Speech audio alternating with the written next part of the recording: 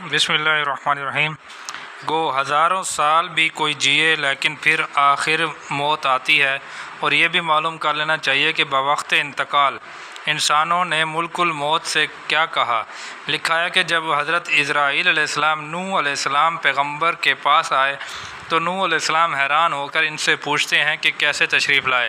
جس کے جواب میں ملک الموت نے کہا کہ آپ کی جان قبض کرنے کے لیے آیا ہوں۔ اتنا سنتے ہی آپ کے ہوش جاتے رہے اور فرمایا کہ اے ملک الموت، تم نے بہت جلدی کی اور بہت جلدی جان نکالنے کے لیے آ گئے۔ ملک الموت نے جواب دیا کہ آپ کی عمر 950 برس کی ہوئی اور اتنی عمر کسی دوسرے کو میسر نہیں ہوئی، پھر بھی آپ یہ فرماتے ہیں کہ بہت جلدی آ گئے۔ یہ سن کر حضرت نوح علیہ السلام نے فرمایا کہ اے ملک الموت، گو میں 950 برس زندہ رہا، لیکن اس وقت تمہاری صورت دیکھ کر یہ معلوم ہوتا ہے کہ دنیا میں اتنی تھوڑی دیر ٹھہرا ہوں کہ ایک مکان کے 2 دروازے ہیں، جس میں ایک دروازے سے میں داخل ہو کر دوسرے دروازے تک پہنچنے نہیں پایا کہ تم نے میرا ہاتھ آ پکڑا۔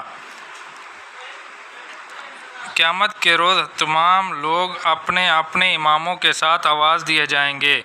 اور حضور رب العزت میں حاضر کیے جائیں گے۔ چنانچہ سب سے پہلے حضرت نوح علیہ السلام اور ان کی قوم حاضر کی جائے گی تو سوال ہوگا کہ اے قوم نوح علیہ السلام، تم نے ہمارے ایلچی ہمارے پیغمبر نوح علیہ السلام کا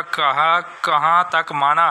اور ان کی ہدایتوں پر کہاں تک عمل کیا؟ قوم نوح علیہ السلام صاف انکار کرتے ہوئے کہے گی کہ ہمارے پاس حضور کا بھیجا ہوا کوئی ایلچی یا کوئی پیغمبر نہیں آیا۔ اگر کوئی نبی یا پیغمبر ہمیں سمجھاتا تو ضرور آپ کی وحدانیت پر ایمان لاتے اور ضرور لاتے اور اپنے پروردگار کے راستے پر چلتے۔ قوم نوح علیہ السلام کے اس کھلے انکار اور جھوٹ پر اللہ تعالیٰ حضرت نوح علیہ السلام کو بولنے کا اذن دے گا۔ حضرت نوح علیہ السلام اپنی قوم کی طرف مخاطب ہو کر کہیں گے، اے قوم، کیا میں نے تم کو 950 برس تک نہیں سمجھایا اور آج کی خوفناک پیشی سے نہیں ڈرایا؟ اے میری قوم، میں نے اللہ وحدہ لا شریک پر ایمان لانے کے لیے تمہیں بڑے بڑے معجزے دکھائے جن کو تم نے مسخر پن میں اڑایا، اور میرے آخری معجزے یعنی طوفان کے لیے جو میں کشتی بنا رہا تھا، تم نے اس پر اپنے بول و براز یعنی نجاستیں پھینکی اور مجھ پر پتھراؤ کیے، میرا سر پھوڑا اور مجھے کیسی کیسی تکلیفیں پہنچائی۔ اور اے میری قوم، میں نے آج ہی کی پیشی کے لیے تم کو کیا کیا ڈرایا اور کیسا کیسا سمجھایا، مگر تم نے ایک نہ سنی اور اسی طرح غیر پرستی میں مبوس بنے رہے، اور اللہ پاک کا خوف تو درکنار اس کی وحدانیت کے بھی قائل نہ ہوئے اور اس کے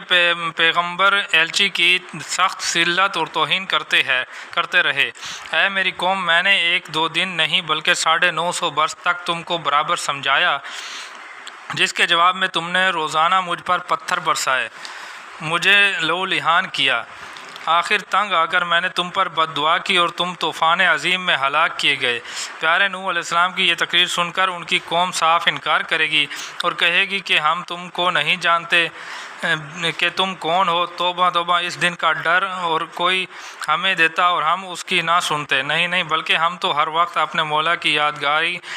کیا کرتے۔ اے نوح علیہ السلام، ہم نے تمہاری زبان سے کبھی پروردگار کا پیغام نہیں سنا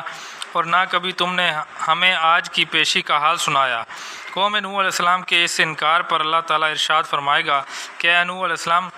تم اپنی پیغام رسانی کے گواہ پیش کر سکتے ہو تو پیش کرو۔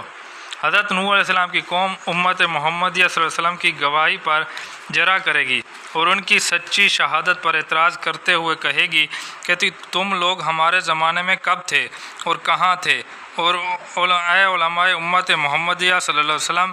نہ تم نے ہمیں دیکھا اور نہ ہم نے تمہیں دیکھا، اور نہ ہم نے اور تم نے ایک زمانہ پایا، پھر یہ ہمارے خلاف تمہاری شہادت و گواہی کس طرح اور کیوں کر سماعت ہو سکتی ہے، اور تم کس طرح سچے کہلائے جا سکتے ہو؟ جب امت محمدیہ کے عالموں پر جرا ہوگی اور ان کی صداقت پر حرف آنے کو ہوگا تو اے نافرمانو، دنیا میں جیسے تم آج کے دن کو بھولے رہے، پس اب تم بھولنے کا مزہ یہ چکھو کہ ہم بھی تمہیں بھولتے ہیں اور تمہاری بد کرداریوں کی وجہ سے تمہیں ہمیشہ ہمیشہ کے عذاب علیم میں داخل کرتے ہیں۔